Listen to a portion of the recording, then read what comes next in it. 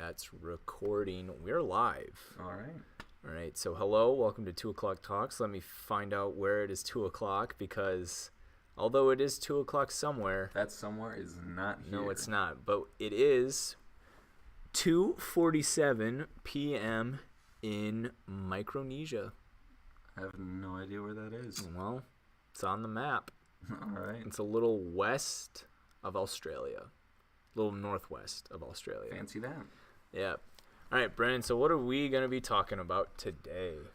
Well, I figured we could maybe cover, not necessarily lost hobby, but one that we've had to temporarily give up as we've moved away from home. And the winter came in.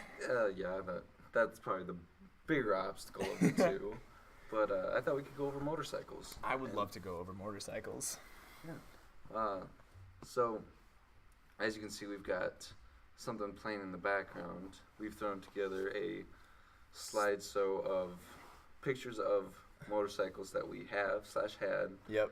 As well as different routes we've taken with said motorcycles. Yeah, baby. So first off, I should ask you, why do you like motorcycles? What boy doesn't dream about being the residential bad boy, the rebel, the leather jackets and the sunglasses just rolling in on a motorcycle? All the cool guys rode motorcycles. Terminator rode the motorcycle. Captain America rode the motorcycle. Ghost Rider. All the cool, Well, we've got two exceptions to that rule, and they're sitting right here. Very true. We're not very what you would call mean Gerger, but I don't know. Motorcycles are just always cool to me at a young age, and then that kind of stays with you. And you're just like, yeah, motorcycles are cool. And then it just goes on. It's like you see that there's a class available that teaches you everything about riding a bike, and it's only $75, which is not too much to make you say no, like you were kind of hoping. Yeah. You're just like, I get to learn everything, and I get the test for it to put on my license, plus they give me a rental bike, plus whatever else. Mm-hmm. And then it's just like, well, it's probably going to be too much, unfortunately. $75? How can you say no? You can't.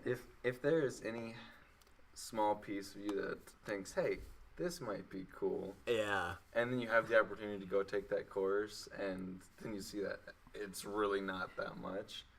It is a wonderful, wonderful experience. Yeah, for sure. So, I mean, that's when motorcycles have always been cool, but I just didn't really, actually take initiative and learn how to do it and all that stuff until a couple of years ago. That's all I'm going to say. I'm going to say a couple of years ago. So you don't get it wrong? Nah, yeah. So that way I'm accurate. I know, I've grown up on different rideable things, like four-wheelers, three-wheelers. Oh, yeah, absolutely. But absolutely. when I was really young, I always wanted a dirt bike. Didn't we all? Every boy's dream. It's like, it is essentially your pedal bike, which is your best friend. Yeah. With the motor, so you don't have to pedal. Exactly. And you go a lot faster. And you just zoot everywhere. For sure. And so then I got to the age I was like, hey, I can go get that put on my license now. Yeah. But you don't have a motorcycle. I was like, that comes later. It doesn't matter. Yeah. It's just a cool thing to have on your license. Mm-hmm. And then mi padre went through the typical dad midlife crisis and went and bought a big old motorcycle. Ooh. And I was like, now there's some in the family. And you remember what kind of bike it was? That would have been his Harley. Ooh. Oh, shoot. Road King. That was his Road King. Okay.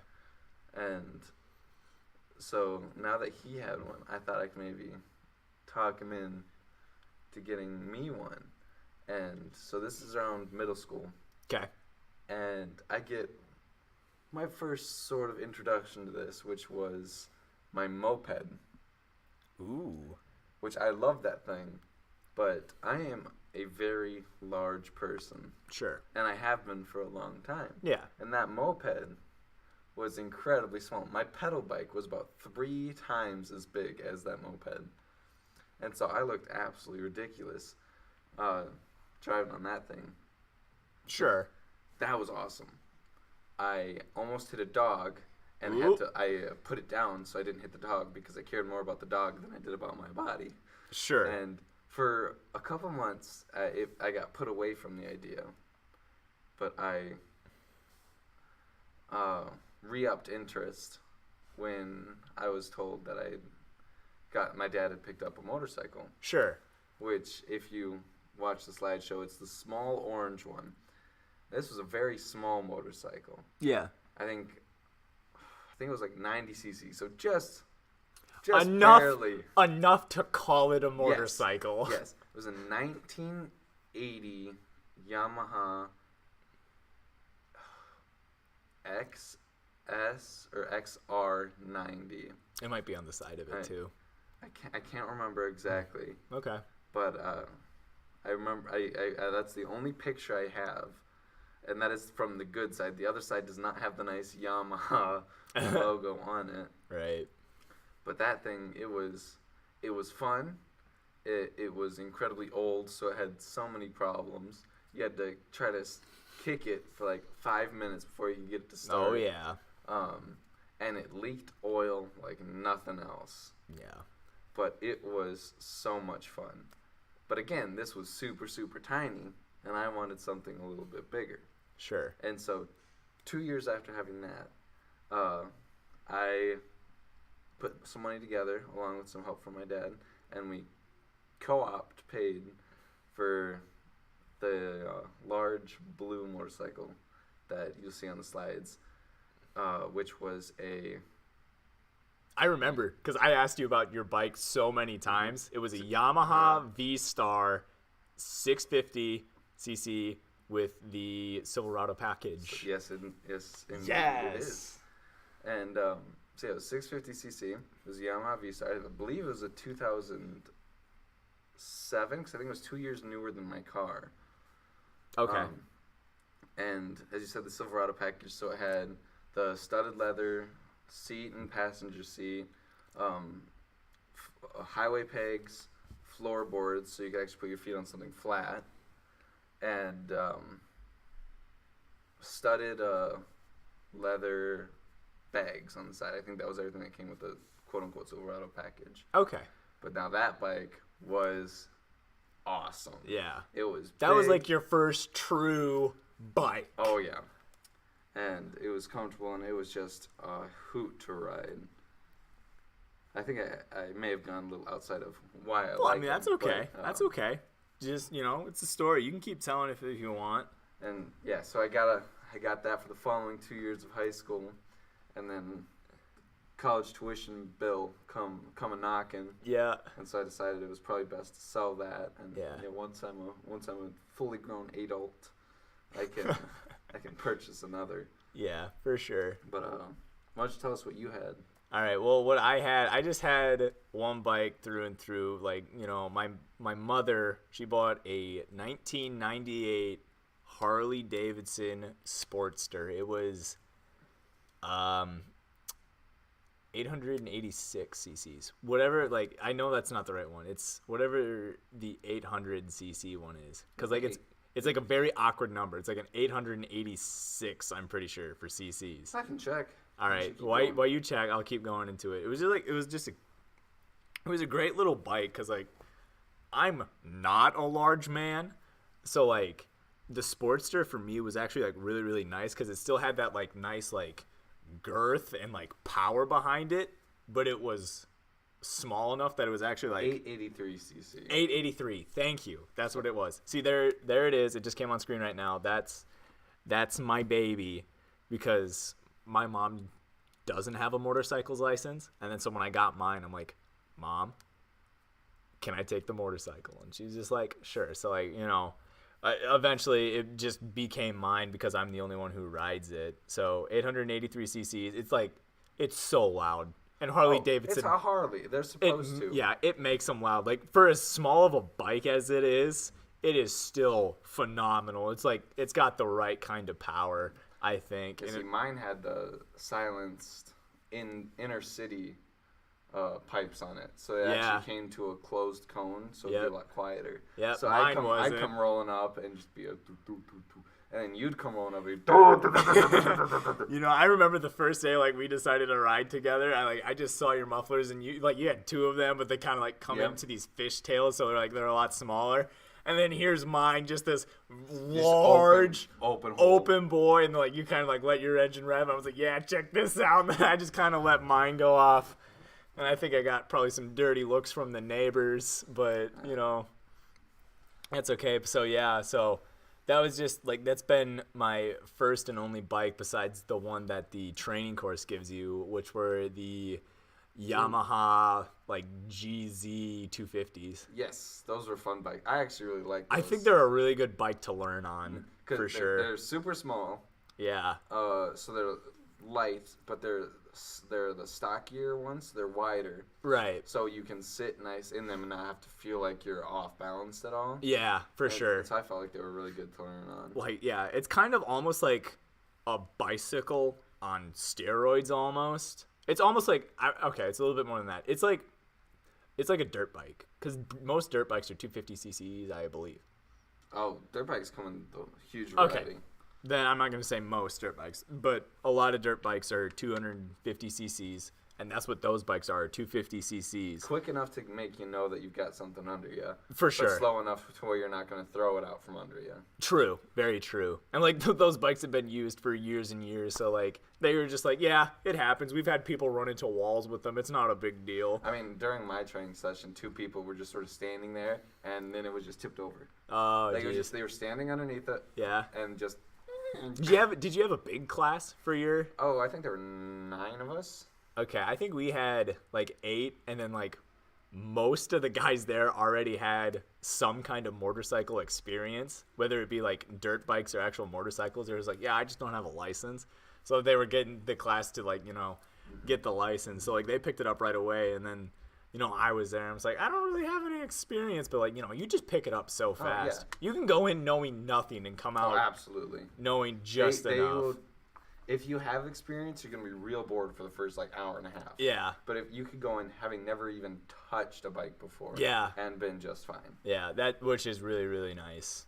I think that it's really inclusive. Like, they cover everything in that course. I mean, you really have to, because there's so much going on when you're riding those. Yeah, that's true. That if you don't know all the details about what's going on, you can't pay attention to everything that's around you. Right, that's true.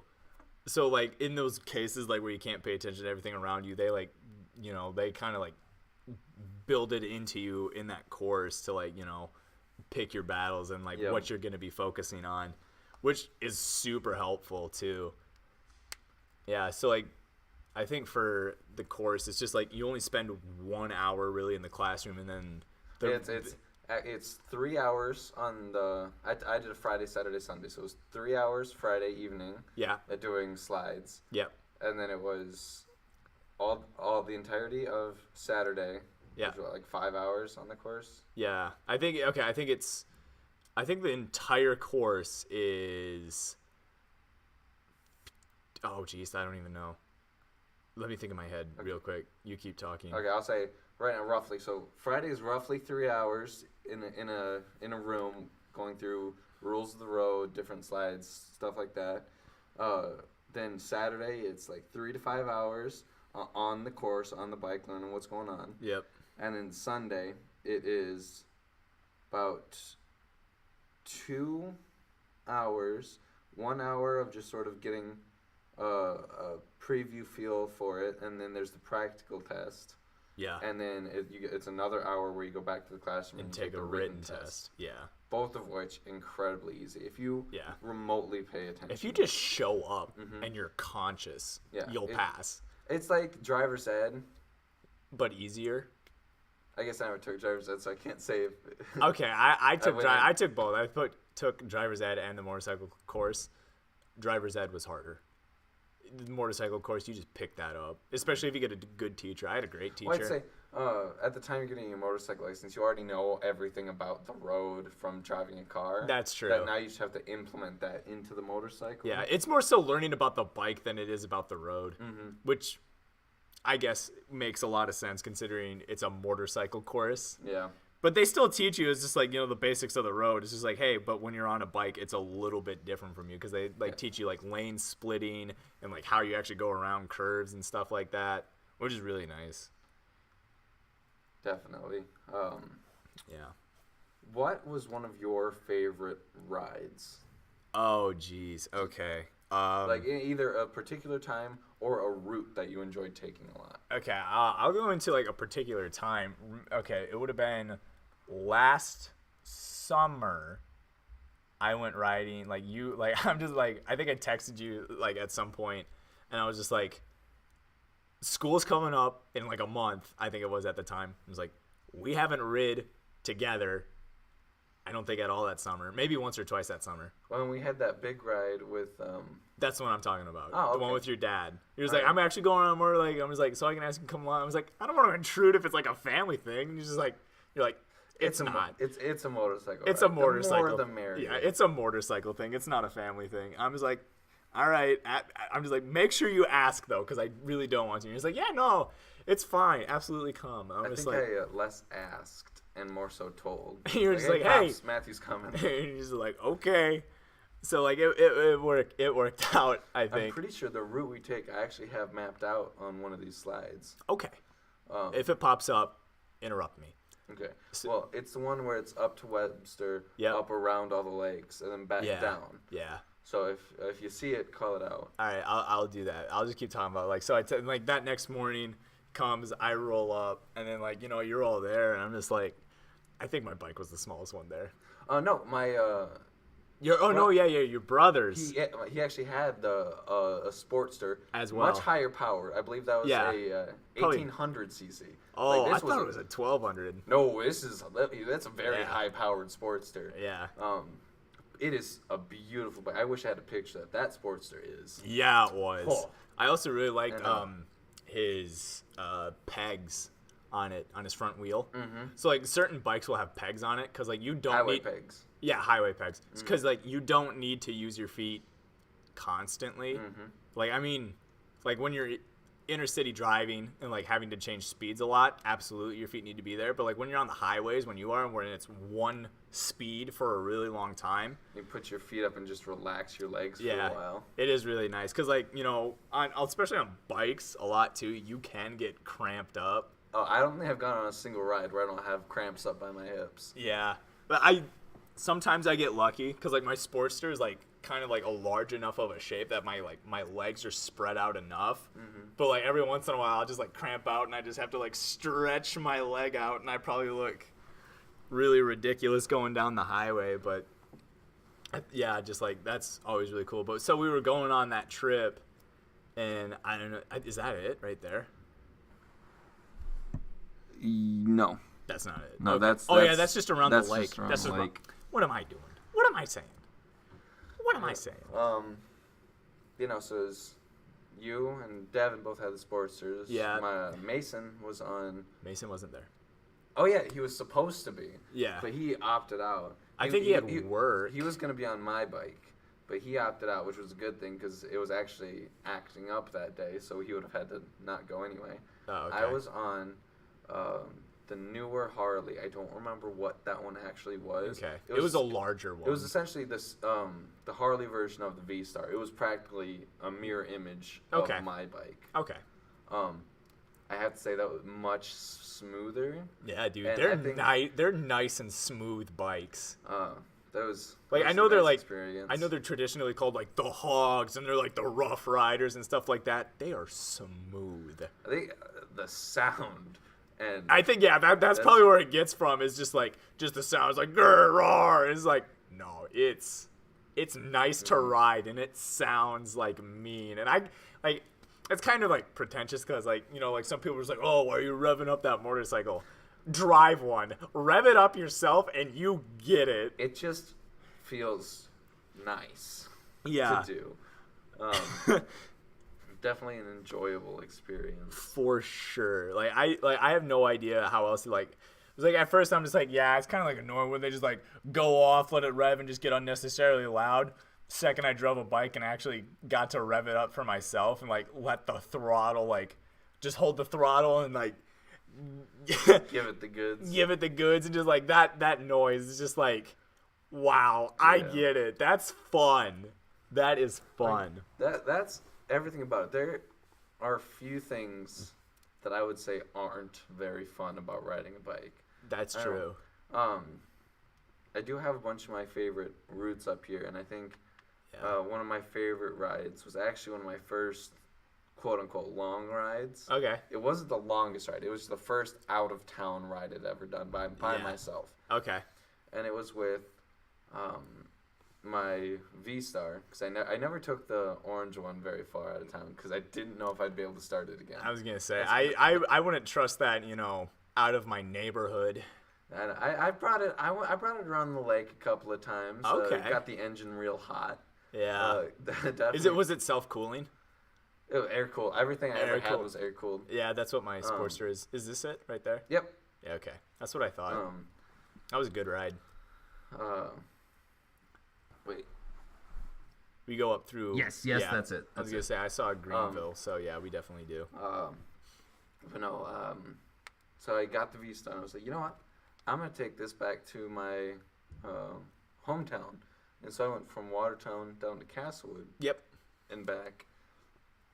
And that ride just holds a special place because it was the first time I ever got the bike up to above 65. Ooh. Which is a crazy feeling. Yeah. Because, like, for anyone who hasn't ridden a motorcycle or anything of the likes going that fast, going up to about, like, 40, it's fun. It's really fun. But once you get up to, like, the 50, 60 or faster, it's exhilarating. Because imagine you're in nothing but a chair. The only thing keeping you to your bike are your own hands.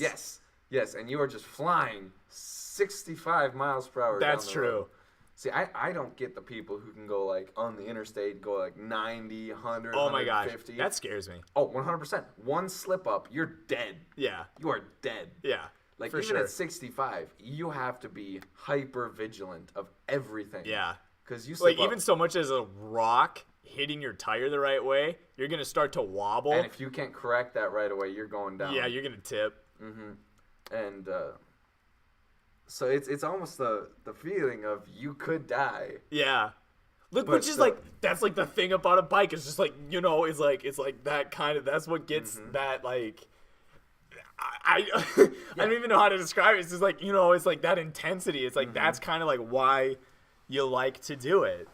No, feeling all the air go past me as I get up to speed for the first time it left an impression like gotta go fast. It was so much fun, and from there I just took longer and longer rides. Nothing compared to the rides some people have taken. Yeah. But for a high schooler, I took some pretty good ones. Yeah, that's true. But no, every time we went riding, We almost always like right away we were just like out of town. Let's hit the highway. We're getting a lake, getting off the highway. We'll go up to Webster, grab some food. If don't want food, we'll go up to Wabe, get ice cream, yes, and then shoot back. I think the very first ride that we took together was to Wabe. We attempted to get Purple Cow ice cream. Yes, but they were closed because it was Memorial Day. weekend. Yeah, it was Memorial Day. Yeah, we decided that going. Memorial Day was. We were just like, hey, it's a nice day. We don't have school because I think we were out of school. Maybe not Memorial Day. I feel like we were. Probably were, because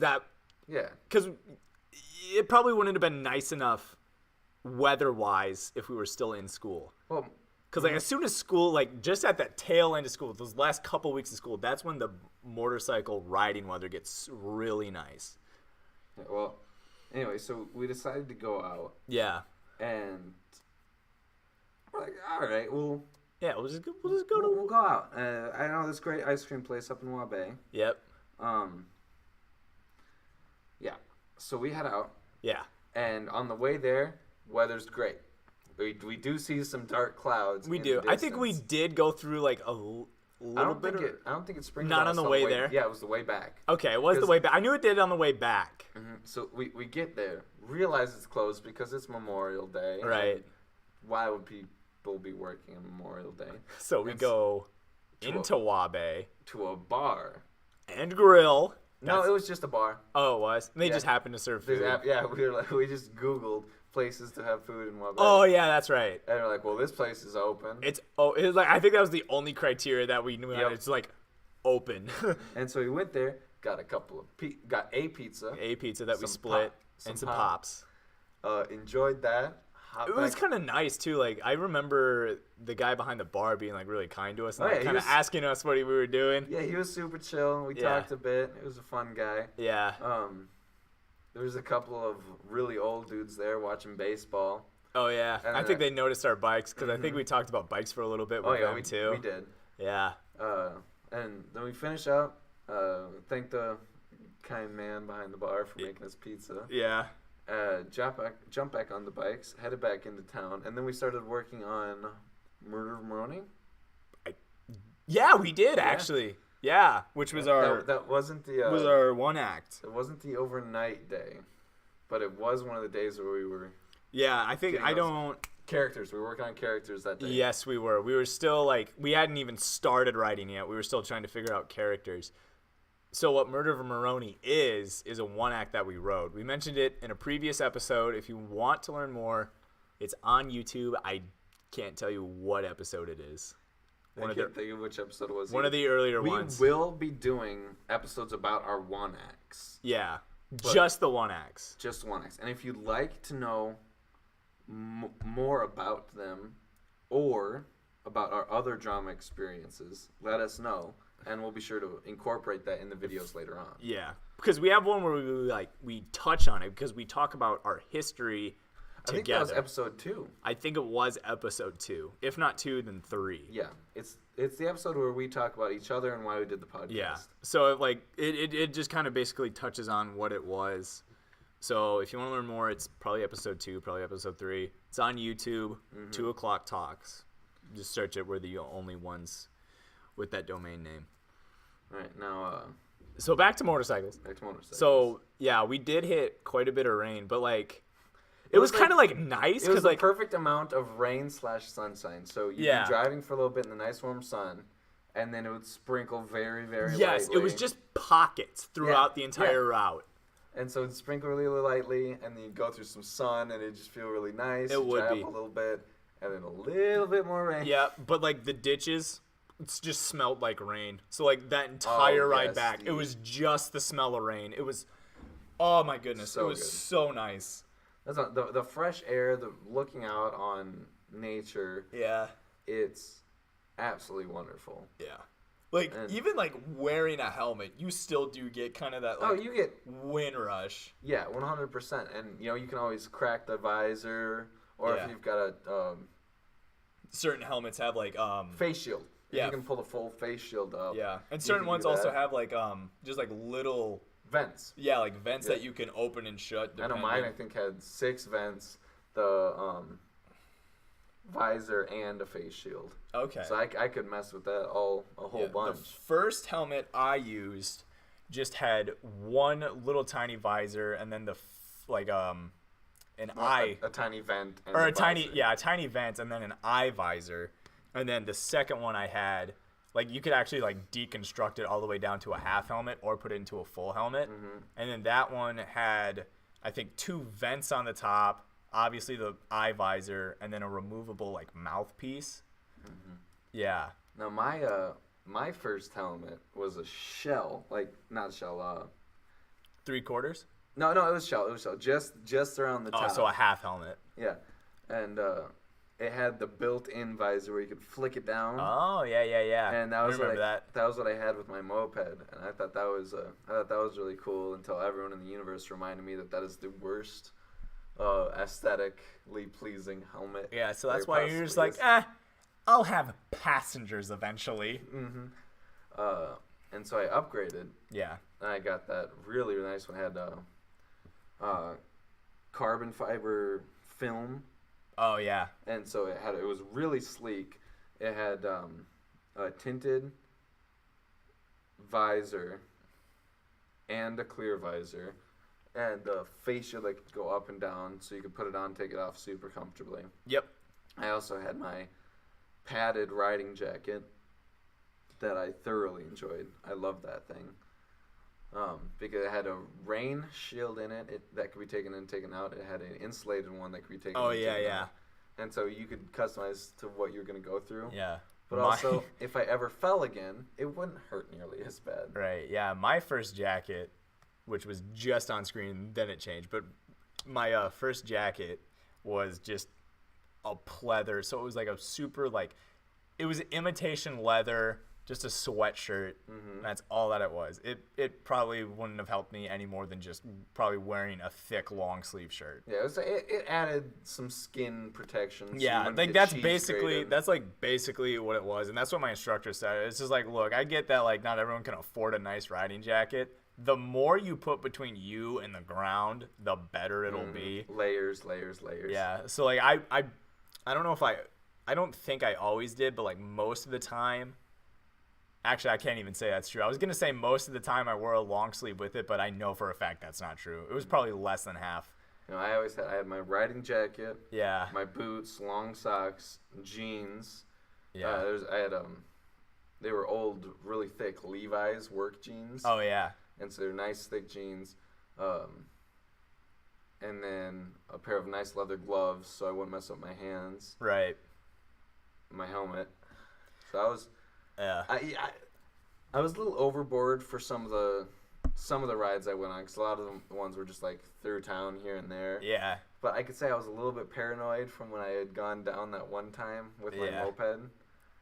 And yeah, that does happen too. A lot of times, especially right after an accident, you're just I need to be geared up to the tens. You really don't. But when I was first starting out though, I was the most ill-equipped biker out there. I had the barely anything sweatshirt, just a pair of jeans. I wore Converse instead of any type of boots. I'm just covers my ankle. It's also the only thing I have available.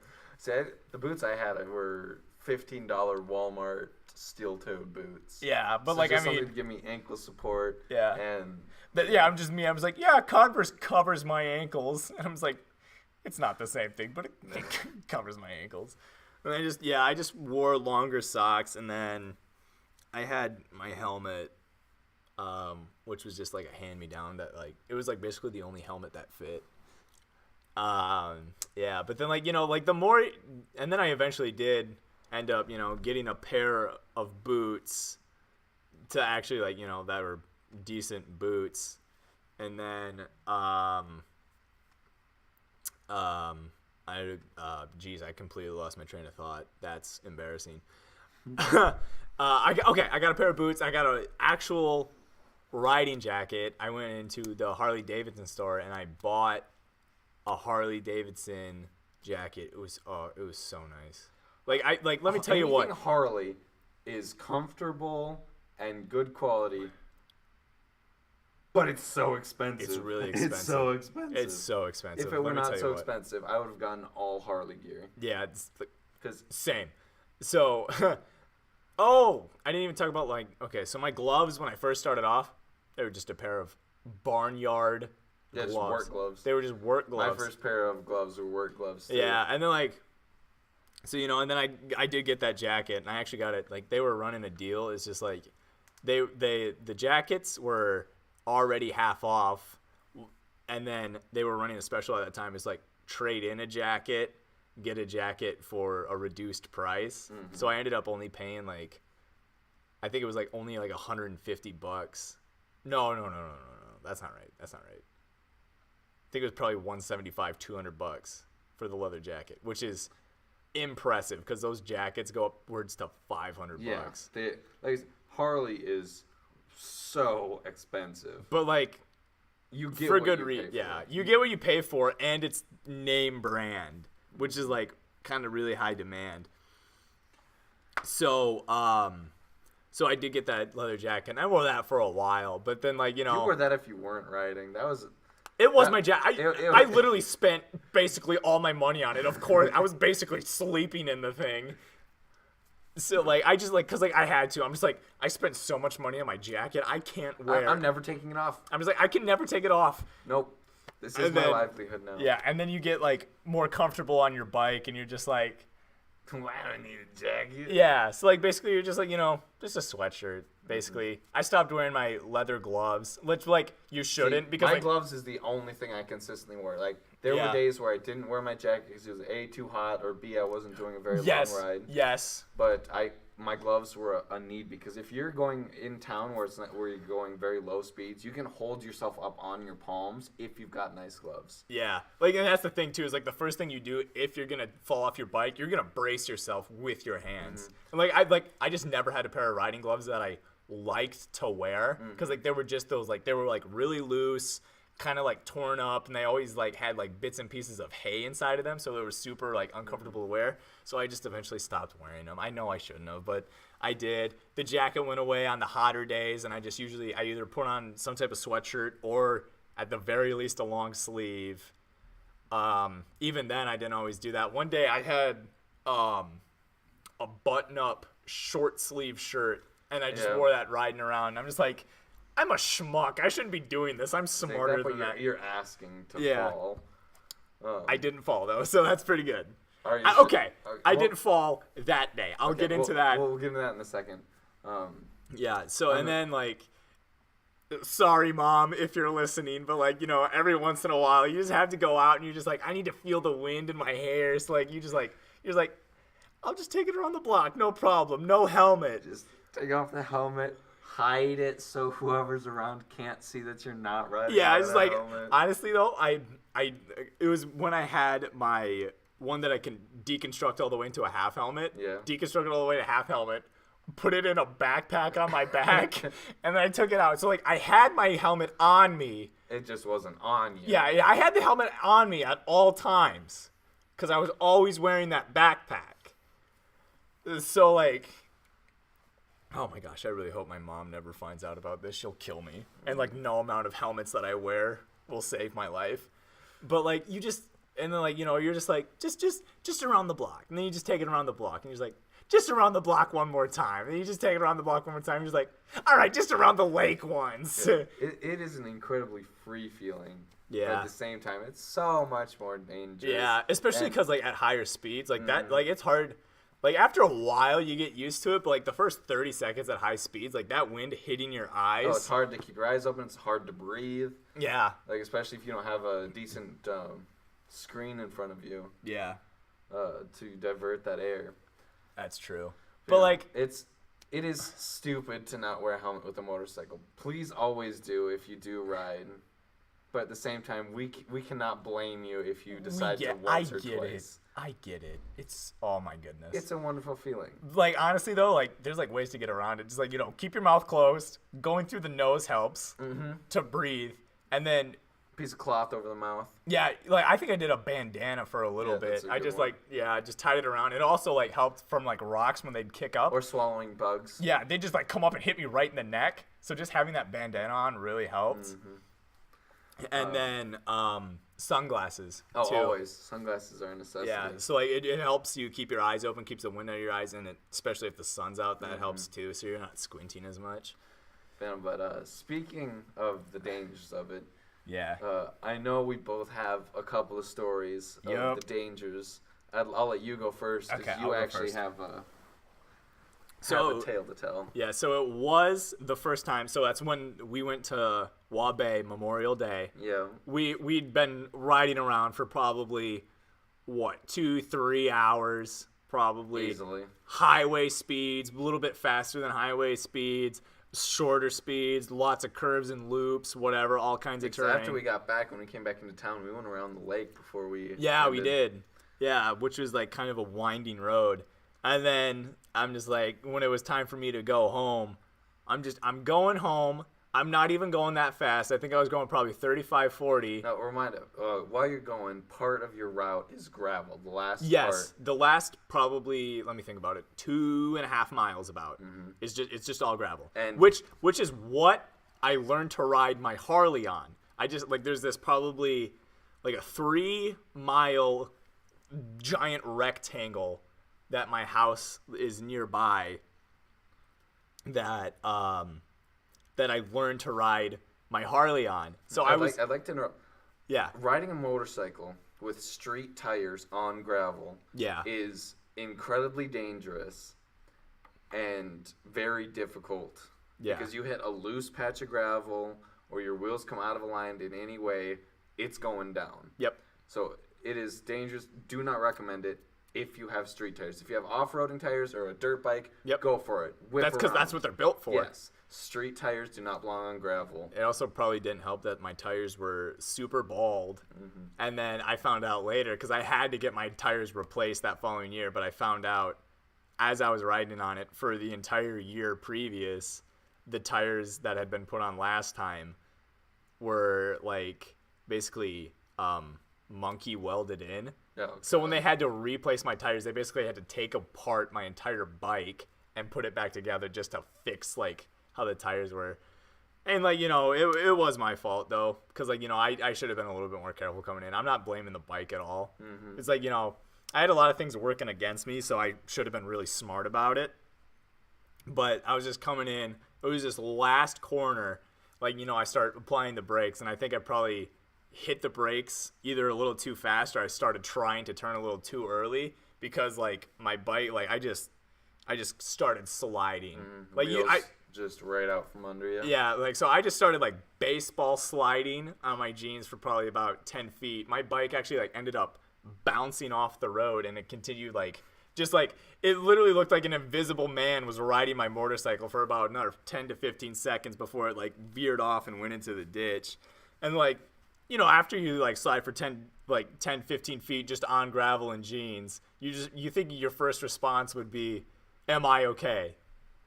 No. My very first response is the bike okay? Because that bike is very expensive. Number one, to just purchase in general. It uses more expensive gas because most of the time, I'm not going to say most, but a lot of older Harleys, premium gas. Oh, if you have a motorcycle, you put premium gas in. Do not put anything other than premium in. Yeah. Those things are fine-tuned machines, and they deserve the premium gas. Not only will you get slightly better gas mileage, but those things are meant to get great gas mileage in general off the little amounts of gas you put in it. Yeah. Since you're putting in that little amount of gas, using it as much as you are, put premium gas in your motorcycles. I think some of the newer motorcycles are leaning more heavily towards ethanol. Well, yeah, the new ones. Yeah, but like I said, I had an old bike, so definitely premium. So like with the amount of money going into this bike, like even before I didn't buy it. I didn't buy it. Before it was bought. Before it was bought, and then the same thing with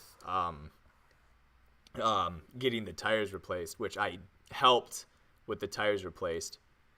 All of it's super expensive.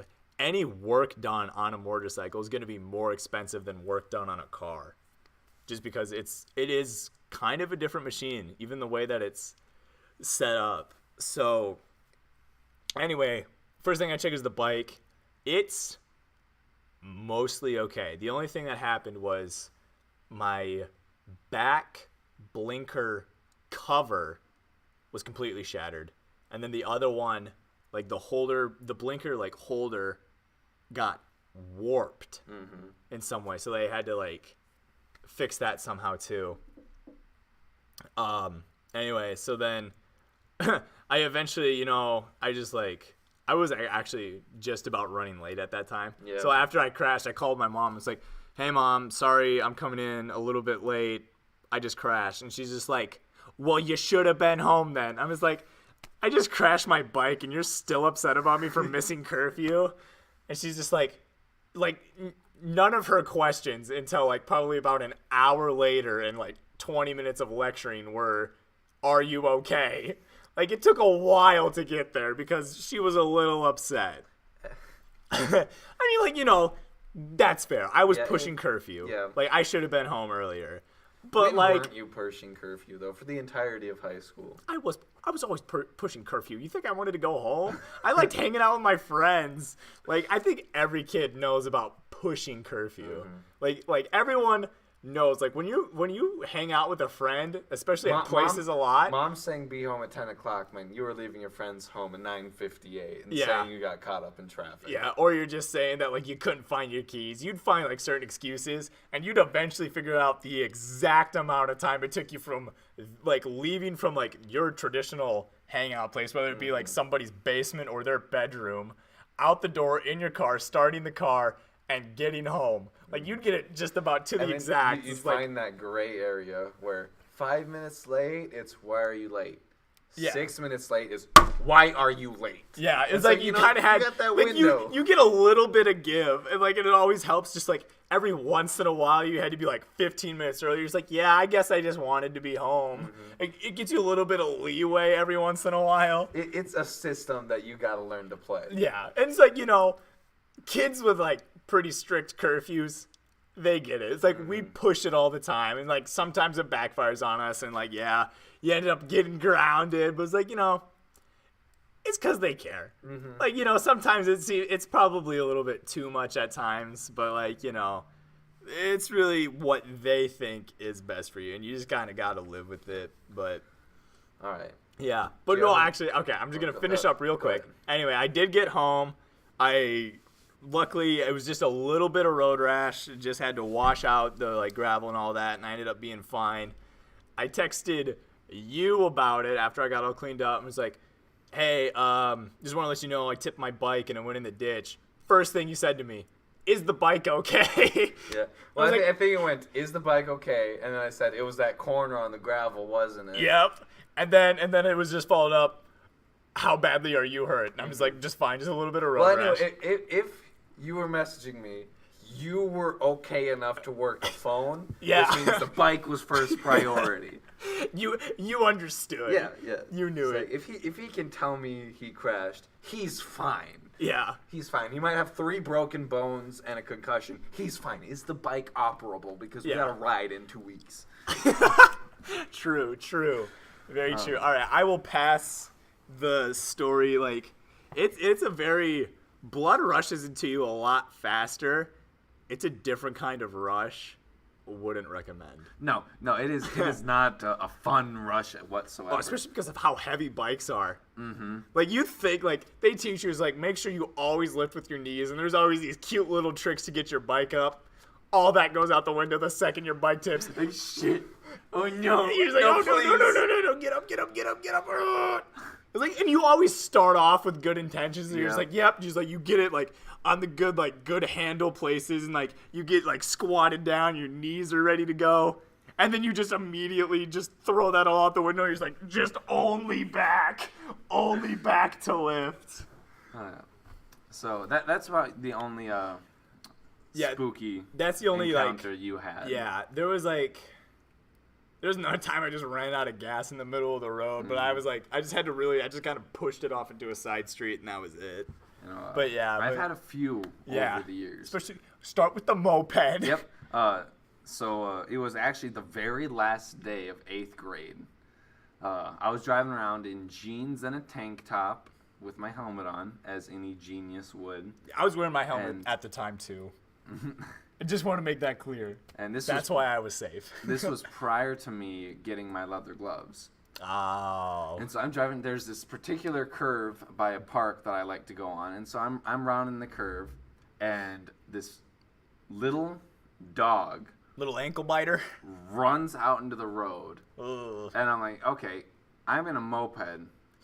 One, if I do hit it, I'm going off anyway because this thing is dainty. Yeah. 2, I don't want to hurt this dog. He didn't mean to run out in front of me. Yeah. And so I swerve out of the way, and they were doing a little bit of patchwork on the other side of the road. Oh, So it was no. gravelly. And so I swerved, and the last thing you want to do when there's loose rocks is swerve. Right.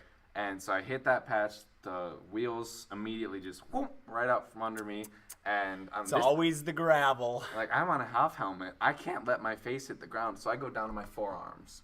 And so I am sliding across the road on my forearms. And this is freshly covered road on this side, so it's like freshly sprayed tar and gravel. And so tar and gravel just coat these huge opened wounds on my arms. Yep. And so my first reaction is, Ow. I got to get home.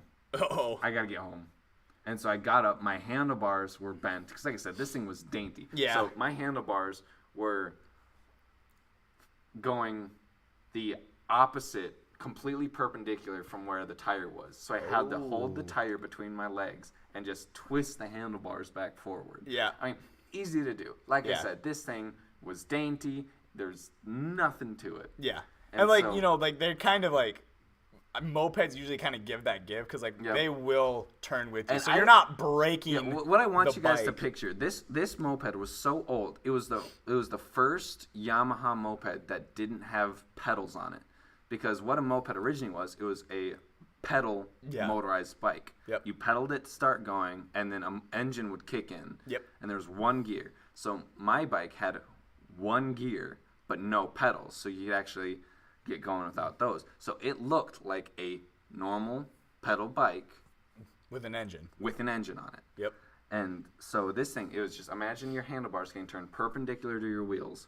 And so I just bent it back because, you know, all it was two rods being held together. So you just twisted it. And I get to my dad's house, which was just a couple of blocks away. Yep.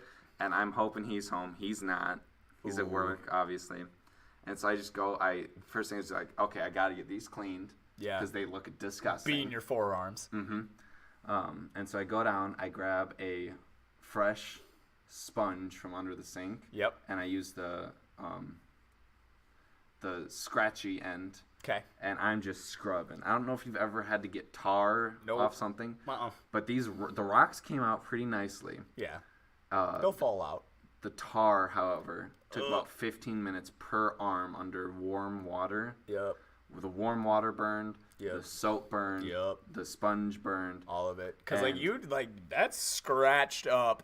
Oh, it was- That's all exposed skin. It's not, like, deep rubbing on top. It's like you're basically rubbing not even skin anymore. Whatever's below the skin. Yeah, the it's- dermis. The bottom layer of my skin was about all that was left. I lost a lot. It was an oval that went from about my elbow to about a few inches below my wrist on both arms.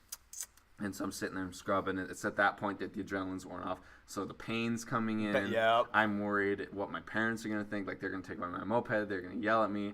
Yeah. And I'm thinking, I got to get these cleaned. All right, hang on, real quick.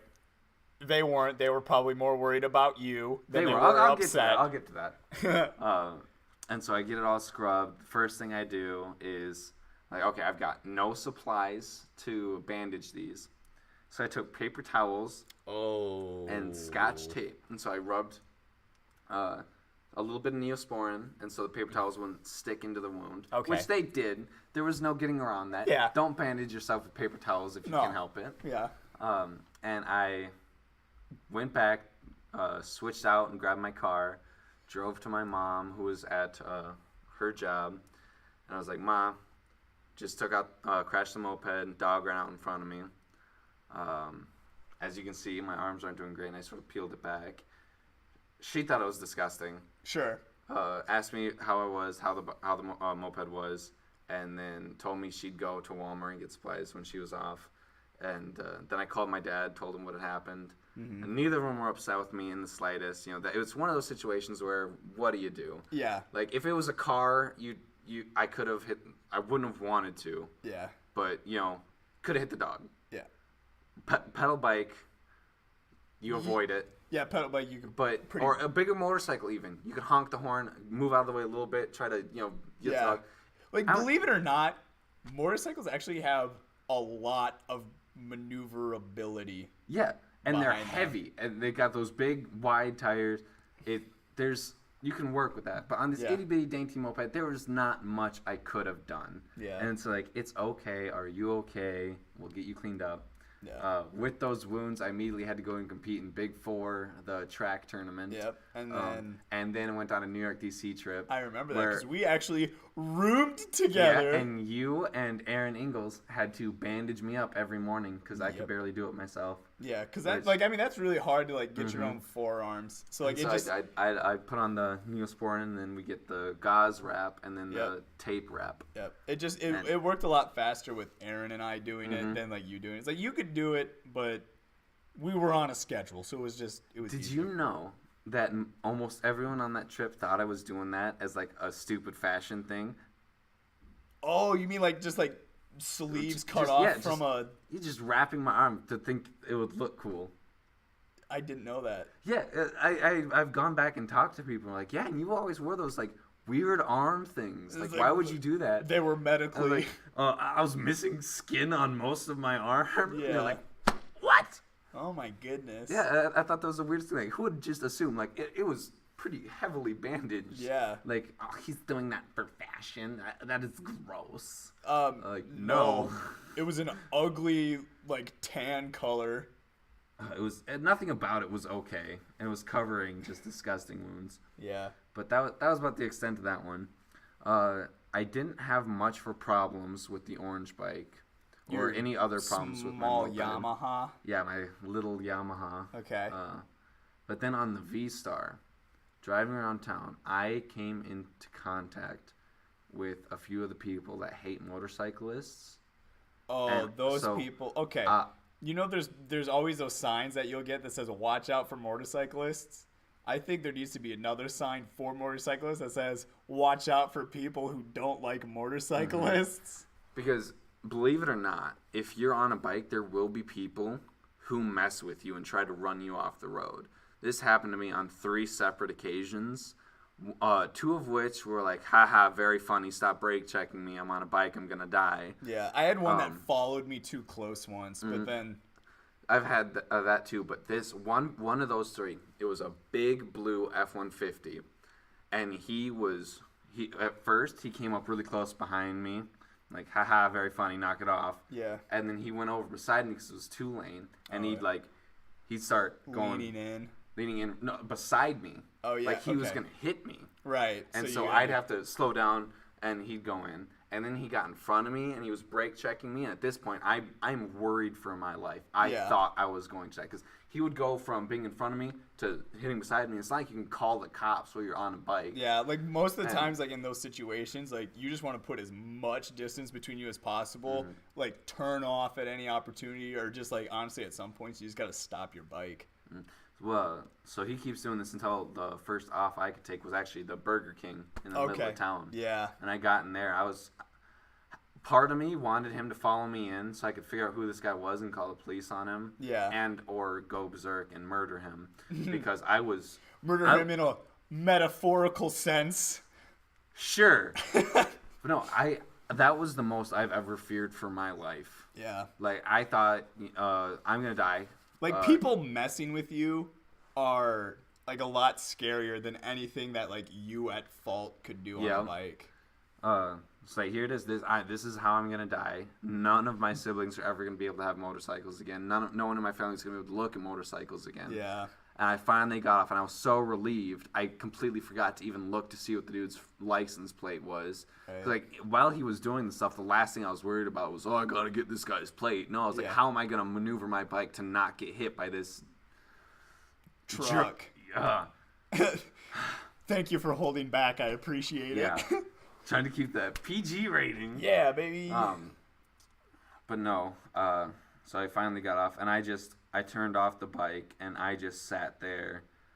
I got off, I sat on the sidewalk, and I just had to breathe. Sometimes you have to do that. I contemplated calling my dad and having him bring the trailer and pick me up. That's how scared I was. Yeah. I didn't ride the bike again for a month after that. Yeah. Like, those moments, like, no matter how bad you think road rage could be, that's kind of like standard for some people, just seeing bikes. Mm-hmm. Like, you know how like you just like get really mad and like you might follow really close to someone because they forgot to signal and they kind of pulled out in front of you. Mm-hmm. Imagine just that happening just for the simple fact that you're on a bike. Because you're existing. Because you're existing. And then also you have to keep in mind that you're not strapped into your bike at all. There's no seatbelt. No airbag. Nope, nothing. You're in traffic, so you go down. The guy behind you isn't going to stop. Like, You have to assume that, like, if you're going off that bike, he is either going around you or over you. Mm-hmm. So it's sad, but what you got to think about is how can I get off of this bike, which I'm going to hurt myself the least. And for me, that option was actually going onto grass. That was in between the road and the shop, but there was poles, signs, a parking lot. Because at the very least, signs won't run you over. Mm-hmm. So I was like, you have to pick the option where you're most likely to survive. Yeah. And I did not like that situation at all. It was awful. Yeah. It was like, as much as like you really wish the person would just like back off and leave you alone.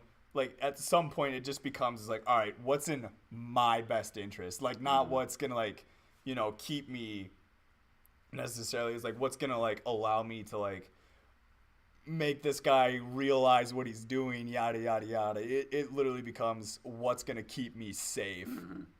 And even if that is like at some points like going off of the road and like taking your chances there.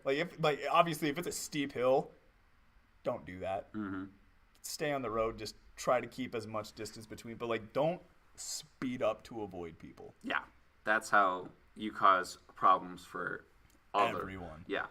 Just like honestly, just like the best thing you can do if it's just tailgating, like if they're not messing with you in any way, if they're just following close, slow down. Keep it slow as possible because if you speed up, they'll speed up and it'll be worse for everyone. If you can slow down to a stop, even if that person gets out of the car, okay, they might try to fight you. Better than getting run over. True. Because guess what? When they're out of their vehicle, most of the time, like if you come to a full stop and they get out of your vehicle to approach you, take off. Or, in that situation, one of you is wearing a helmet. The other one is not. Yeah, guess which one's going to hurt if you get into a headbutt battle. Mm-hmm. So, you got to weigh your options. So, a lot of riding is quick thinking. Yeah. And hyper observation. Yeah. I can't think of the word. And, like, in any situation, go slower.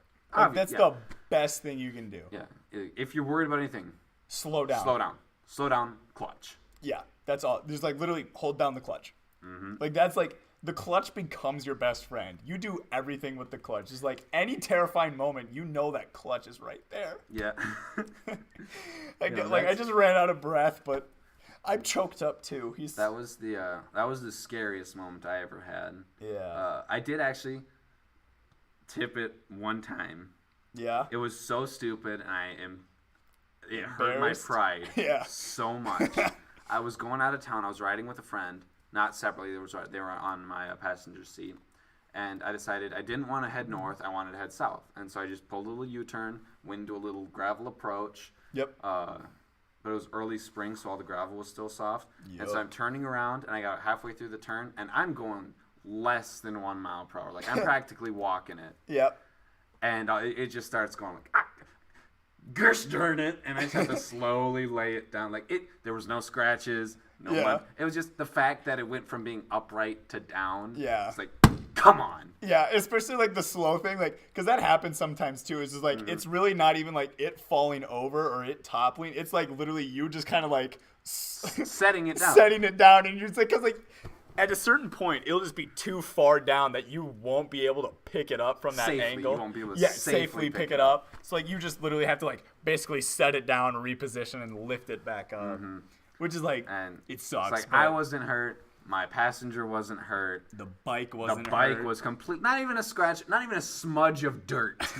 It was just the fact that it was that slow of a fall. Yeah, it was that slow of a fall. I just slowly had to set it down. And I was so angry at myself. But that is about the extent of my spooky stories on bikes. Yeah. That is crazy. Well, as much as I wish to keep talking about bikes, hopefully we can get another episode about bikes, especially as we get more experience and like we'll probably remember certain things, yada, yada, yada. And so, and if you guys want to hear more about our motorcycle experiences, or even like more about bikes themselves, even if they don't, I'm gonna talk about it anyway. Yeah, but it's nice to get there. I would love the feedback. I'd love the feedback. What do you want to hear more about? What do you want to hear less about?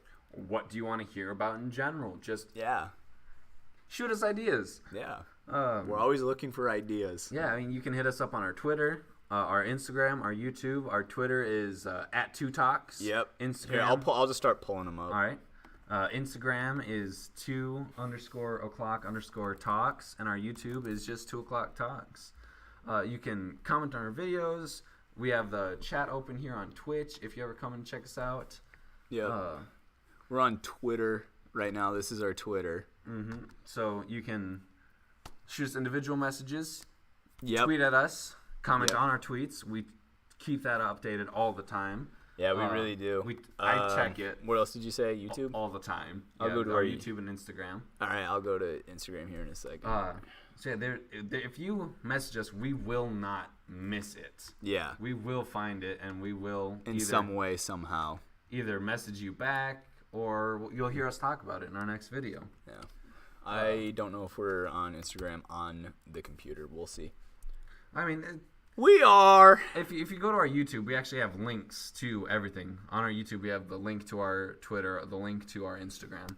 So you can find those there. Basically, I think your number one stop should be your YouTube, and then just go to About, and then all of our links are there, and there. Yeah, so if you're really interested, find us on YouTube, and you can get everything else from that page. All of our podcasts are on YouTube. We, if you want to find most of our information, that's Twitter. And then if you just want to keep up to date with like what we're planning podcast-wise and yada, yada, yada, that'd be our Instagram. Mm-hmm. Also, we started a new mini-series on Sunday. Did. It's called What If? If you have seen it, let us know what you think about it. If you haven't seen it, check it out. It's a new thing we're trying. Yeah, we're still waiting for audience reaction. We hope you like it because we kind of want to do it again. But if we have to scrap it and it's just something I do to Brendan, not on podcast, that's fine by me. Yeah, let us know. Why don't you show us yes. 2 o'clock? Okay, I will go to where it is 2 o'clock. All right. It is Wait. Did you say 2 o'clock? 2 o'clock. Thank you. You're welcome. All right, it's 11:53 here, which means it is 2:54 p.m. in Guam. Hey, we've hit Guam before. Have we hit Guam before? We have. I remember hitting Guam. Then maybe. Where is it? 2 a.m. All right, 2 a.m. That's probably going to be more over this way. All right, p.m.s. 2:54 in Greenland. Fancy that. There you go. That is where it is 2 o'clock. All right. Thanks everyone who tuned in. Those who didn't, it'll be on YouTube. Hopefully you're watching it there. Yeah. Thank you for checking us out. And we will. See you next time. And remember, it's always 2 o'clock somewhere.